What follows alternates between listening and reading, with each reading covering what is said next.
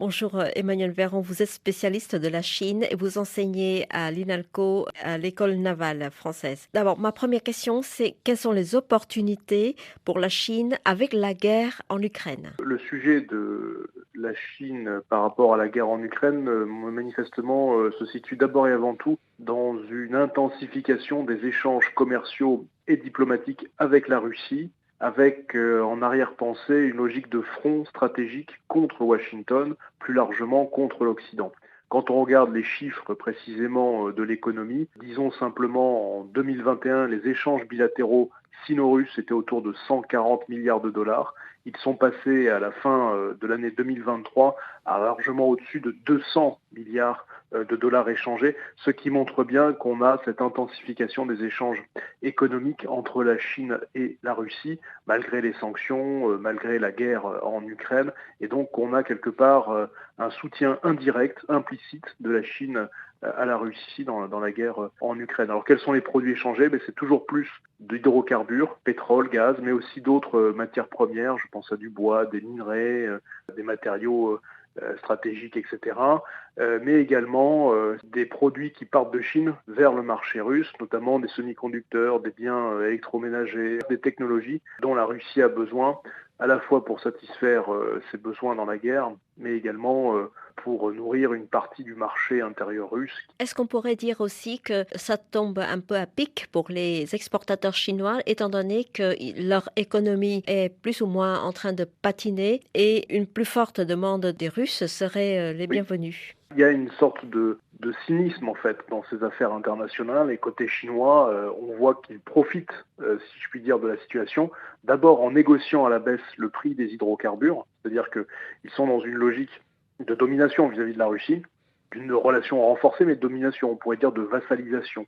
Et également dans le cadre de la dégradation internationale de l'économie et en interne de l'économie chinoise, comme vous le rappeliez, eh bien, on a ici la possibilité pour la Chine de trouver des débouchés, mais qui restent quand même, vis-à-vis de la Russie, assez mineurs par rapport à des débouchés qu'elle peut trouver en Asie du Sud-Est ou qu'elle peut encore trouver en Europe, voire aux États-Unis. Vous avez évoqué l'aspect économique, mais peut-être il y a aussi tout l'aspect militaire et diplomatique qui représente des opportunités importantes de la Chine. On le disait précédemment, c'est-à-dire que la guerre en Ukraine était quelque part un front entre la Russie et Washington. Et plus généralement, quand on dézoome, en fait, la guerre en Ukraine est l'un des fronts entre une partie de l'Occident et des pays non occidentaux, dont la Chine est bien évidemment l'un des acteurs les plus importants et bien sûr la Russie. Et donc on a par rapport à ça cette sorte de front politique, ce front stratégique ou stratégico-militaire. Alors la Chine veille à officiellement ne pas livrer d'armement lourd à la Russie, mais fait les choses de manière indirecte, mais fait les choses de manière implicite, fait les choses de manière plus discrète, soit en passant par la Corée du Nord, c'est la fameuse livraison des millions d'obus, d'ailleurs qui est une livraison en cours et renouvelée, de supposés millions d'obus de stocks soviétiques de la Corée du Nord, qui en fait est dans une logique de triangulation entre Pékin, Pyongyang et Moscou. Mais c'est également des logiques indirectes via certains pays en Asie centrale, via l'Iran. Bref, en fait, il y a un soutien économique indirect et de technologie, de composants pour la fabrication de certaines armes, certains armements. Donc on a cette logique qui est d'un front par l'intermédiaire de l'Ukraine entre une partie de l'Occident, la Chine et Moscou. Emmanuel Véron, dans quelle mesure l'expérience russe en Ukraine à l'heure actuelle peut profiter à la Chine? Je veux dire par là, aussi bien d'un point de vue militaire que dans la stratégie de Pékin à envisager pour se préparer à faire face aux sanctions occidentales. Le sujet, effectivement, pour la Chine est effectivement qu'on est sur une démultiplication des fronts et une sorte de polarisation, voire de saturation des efforts occidentaux pour soutenir l'Ukraine et en interne de dissociation ou de désintégration des opinions en interne des démocraties, donc de l'Occident, sur est-ce qu'il faut ou pas soutenir l'Ukraine face à la Russie. Donc la Chine joue de manière très indirecte en coulisses sur tous ces sujets-là. Donc elle y trouvera un avantage stratégique. Et puis, deuxième sujet qui est important et ne l'oublions pas, c'est que la guerre est loin du territoire chinois. C'est-à-dire que c'est sur le continent européen et ça se passerait très très différemment si on est dans un conflit ouvert, un conflit de haute intensité comme on dit aujourd'hui, si c'était aux portes de la Chine. On aurait une autre implication de la Chine. Donc quelque part, ça arrange stratégiquement le régime à Pékin parce que ça permet une saturation et un épuisement de la partie occidentale de la guerre sur son propre territoire. Par le fait que les Occidentaux livrent donc les armes à l'Ukraine, et ces armes font leurs preuves sur le terrain, est-ce que c'est aussi des informations précieuses pour la Chine dans l'éventualité où elle devrait affronter donc les forces américaines? C'est tout à fait l'autre sujet, l'autre laboratoire d'observation, effectivement, sur le plan militaire pur, l'observation par les milieux stratégiques et stratégico-militaires chinois de la situation en Ukraine. Mais d'ailleurs, j'élargirai sur un autre front qui est la situation dans le golfe d'Aden avec les Houthis en mer Rouge et les ripostes qu'il y a et de protection des voies maritimes internationales. Et là, on a effectivement sur ces fronts-là, y compris la guerre à Gaza, Israël, etc., une observation quotidienne très fine de la part des milieux d'affaires stratégiques militaires pour en tirer des conclusions, en tirer des expériences et apprendre effectivement, là où précisément l'armée chinoise n'est pas présente, comment les armées fonctionnent, comment le soutien diplomatico-militaire se coordonne, s'organise, etc. Donc effectivement, à travers l'exemple de ces guerres-là, et notamment de la guerre en Ukraine, la Chine suit ça de près pour essayer de tirer les enseignements des fonctionnements des armées occidentales et notamment armées américaines. Comment se positionne Pékin pour la reconstruction de l'Ukraine plus tard?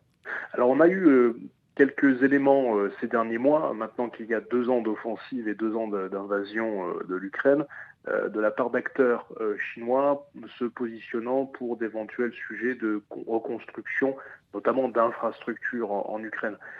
Dans les faits, on a une bataille très féroce qui est en cours dans les potentielles parts de marché de reconstruction du pays. Il est évident que la Chine, qui reste assez distante géographiquement de l'ensemble, souhaiterait avoir potentiellement une part dans ces reconstructions. Je pense à plusieurs sujets, des infrastructures, transport, énergie, voire un intérêt de la Chine pour des sujets de la façade maritime ukrainienne sur la mer Noire. À ce stade, nous n'avons pas encore véritablement d'avancée, quoique les logiques de supposée médiation et du fameux plan et proposition de la diplomatie chinoise pour la résolution du conflit, avec beaucoup de guillemets, d'il y a un an maintenant, et la visite du diplomate chinois en Russie, en Ukraine et en Union européenne est en intention cachée l'un des sujets sur lesquels la Chine voudrait se positionner pour faire entendre sa voix et planter le drapeau. Avant de refermer cette conversation, depuis 2 ans, est-ce que la Chine a exporté davantage en Ukraine ou pas? Depuis 2 ans, il y a un sujet qui est très fort dans ces logiques économiques entre la Chine et l'Ukraine, c'est la question du blé. Alors jamais, d'un côté, en fait, la Chine a autant importé de blé que depuis 2 ans à 3 ans, de Russie, mais également depuis l'Ukraine. Donc on voit bien qu'il y a une logique autour des composantes céréalières qui est majeure pour la Chine, notamment pour ces logiques de sécurité alimentaire. C'est l'un des sujets phares, me semble-t-il, à ce stade, entre la Chine et l'Ukraine. En conclusion, on pourra dire à la fois que la neutralité prétendue par la Chine sur le dossier ukrainien est plus ou moins mise à mal. Absolument. On a un degré de proximité qui est tel entre Pékin et Moscou qu'il paraît illusoire de voir et de penser, même ne serait-ce que techniquement, de manière opérationnelle, une logique chinoise dans une médiation, en tout cas dans une résolution de conflit, ou comme on pourrait dire chez certains, mais ce qui est faux, de penser que la Chine a une possibilité et un poids sur Moscou dans les décisions stratégico-militaires en Ukraine. Autrement dit, il y a certes un lien très fort entre Pékin et Moscou, mais en aucun cas Pékin n'est suffisamment important pour peser sur des décisions stratégico-militaires russes en Ukraine. Monsieur Véron, je vous remercie infiniment pour votre entretien, pour votre intervention et vos éclairages. Je précise, vous êtes spécialiste de la Chine, vous enseignez à l'INALCO et à l'École navale.